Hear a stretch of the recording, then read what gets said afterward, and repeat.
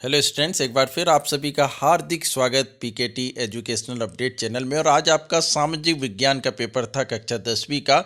उम्मीद करता हूँ सभी के पेपर अच्छे गए होंगे। अभी हिंदी का पेपर तो आप लोगों का सभी का अच्छा गया, आज का भी अच्छा गया होगा। थोड़ा बहुत ऊपर नीचे हो जाता तो टेंशन मत लीजिएगा, आप अगले पेपर की अच्छे से तैयारी करिएगा। और जिस तरह मैंने बताया है आगे भी मैं मार्किंग स्कीम लाकर बताऊंगा, तो आप लोग उसके अकॉर्डिंग वहाँ पर एग्ज़ाम में लिख कर आइएगा। और मैंने इंपॉर्टेंट दिए वो ज़रूर देखिएगा। कुछ सब्जेक्ट में हो सकता है थोड़ा सा कम परसेंट आए, पर बाकी सभी में मैं उम्मीद करूंगा कि 100% तक मेरे बताए उसमें से आए। तो आप लोग चैनल से जुड़े रहिएगा। जो ट्रिप्स और ट्रिक्स बताई हैं वो भी आप लोग ध्यान रखिएगा, उसके अकॉर्डिंग लिखेंगे तो पेपर यदि थोड़ा सा डिफ़िकल्ट भी आता है तो भी आपके नंबर अच्छे मिलेंगे, क्योंकि मैंने काफ़ी कुछ इसके बारे में बता दिया है। डिस्कशन बॉक्स में इसमें देख सकते हैं। ये थोड़ा सा फोल्ड ज़्यादा पेपर कर दिया था स्टूडेंट्स ने, इसलिए प्रॉपर जो है इसका सही जो पिक आपको नहीं दिख रही होगी।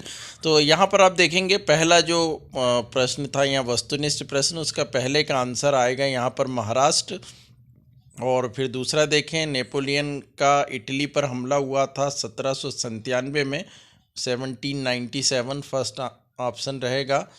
गांधी इरविन समझौता जो हुआ था वो 5 मार्च 1931 को हुआ था। और यहाँ पर जो फोर्थ है इसका सही आंसर जो है वो सा आएगा। बहुउद्देशीय परियोजनाओं से बृहत स्तर पर विस्थापन होता है और आजीविका खत्म होती है, ये इसका सही आंसर रहेगा।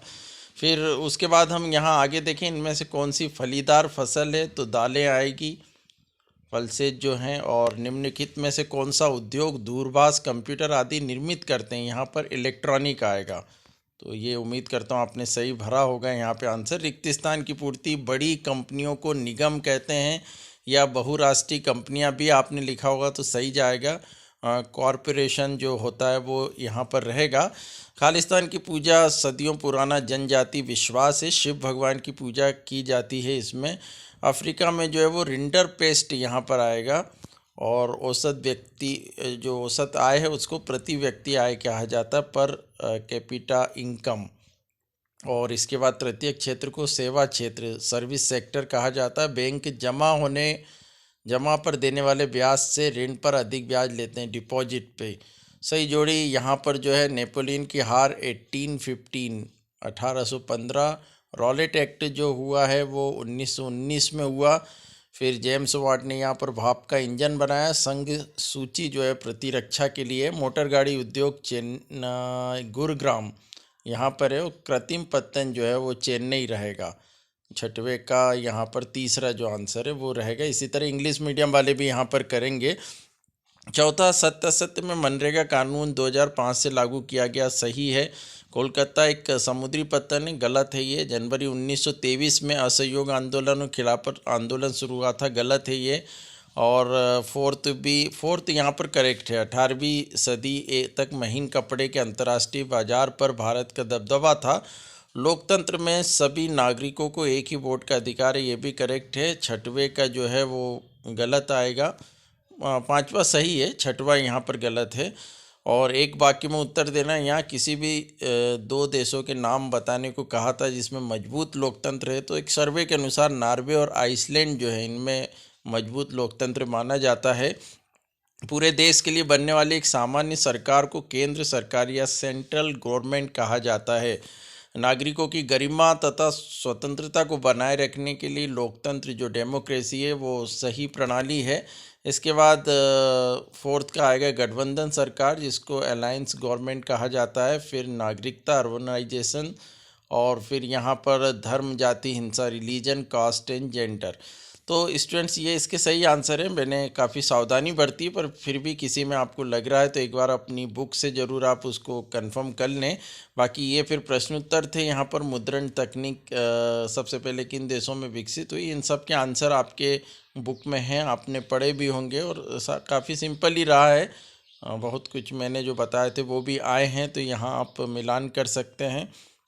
और ये जलोढ़ मिट्टी की विशेषताएं वगैरह काफ़ी कुछ सिंपल भी पूछ लिया। कुछ थोड़े से प्रश्नों को आज घुमा के पूछा गया। सोशल साइंस है ही इतना विस्तृत चैप्टर्स यहाँ पर कि कुछ भी पूछा जा सकता है, पर फिर भी जो है वो उम्मीद है कि आप सभी ने बहुत अच्छे से आज का पेपर किया होगा। और ये प्रश्न उत्तर थे, सभी से चारों पाठ है आपके भूगोल के, राजनीति के, अर्थशास्त्र और इतिहास में से जिस तरह ब्लूप्रिंट था उसी तरह यहाँ पर पूछा गया। वैश्वीकरण वगैरह इम्पॉर्टेंट है, आरक्षित रक्षित वन में अंतर भी इम्पॉर्टेंट था, सब आप करके गए होंगे। और सत्याग्रह पर गांधी जी के विचार पूछे गए थे। और यहाँ पर आप देख सकते हैं नर्मदा नदी वगैरह काफ़ी एक दो चीज़ें सिंपल भी पूछी गई। हालांकि ये अयस्क खनिज के उसमें चैप्टर से पूरा आना था, बट कुछ चीज़ें उनने कॉमन भी यहाँ पर पूछ ली, इतना चलता है, इसलिए ये नक्शे में ये चीज़ें दी गई थी। तो ये था आज का पेपर। आगे के पेपर को अब आप लोग अपना पूरा फोकस करिए, जैसा भी गया है, क्योंकि पास होना सरल है, इस पर मैंने वीडियो बनाया। और यदि किसी के पेपर बिगड़ भी रहे तो इस पर भी मैं वीडियो लेकर आ रहा हूँ। पर फिलहाल आपका कर्म ये है कि आप आगे के पेपर पर पूरा फोकस करिए जो आ रहे हैं। जैसा भी ये पेपर जा रहे हैं वो अच्छा गया तो भी उसको हमको नहीं सोचना, और थोड़ा बहुत बिगड़ा भी है या पूरा भी बिगड़ गया तो भी हमको नहीं सोचना। अभी हमारे अगले पेपर पर टारगेट करना है, क्योंकि काफ़ी कुछ पॉजिटिव होगा स्टूडेंट्स के साथ, मैं फिर बताऊंगा। तो चैनल से जुड़े रहिएगा। Thank you so much.